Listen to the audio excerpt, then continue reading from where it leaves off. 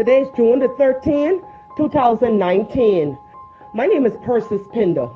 At about 5:35 p.m. this afternoon, I was driving along Bishop Drive.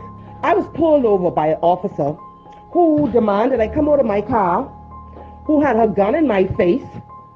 I stopped my car as the police flashed their lights. I pulled over to the side.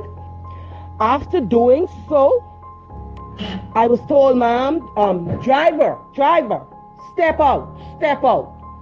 So I waited a while before I moved because I didn't understand really what was going on. Why was I being stopped? And why was I being asked to step out of the vehicle? Okay?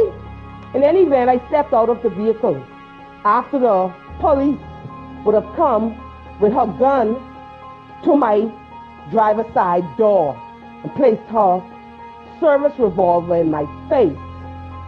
I had a passenger in the front seat. The passenger would have been my 19-year-old nephew, Renan Hudson. The police officer on the side where he was sitting also had a gun drawn to his face and told him to come out of the car. They stopped talking to me for that minute. They took him out of the car, searched him, who was the passenger. He wasn't driving. They searched him. My windows were down, okay?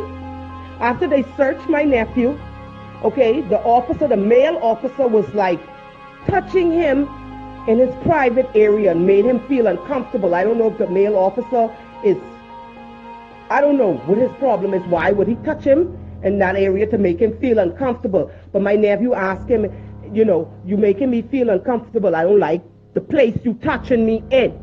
He told my nephew to shut up, because if he talk again or if he move again, he is going to have to shoot him. He then put my nephew in handcuffs. The woman police then said to me, step out of my car. They want to search my vehicle.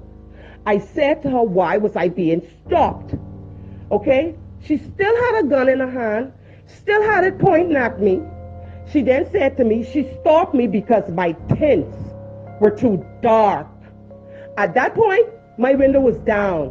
When they flashed their lights at me, my windows were down. She made me step out of the car. I step out of the car, step to the side. She asked me for my driver's license, my ID. She asked if I had an ID. I said, yes. I gave her my ID.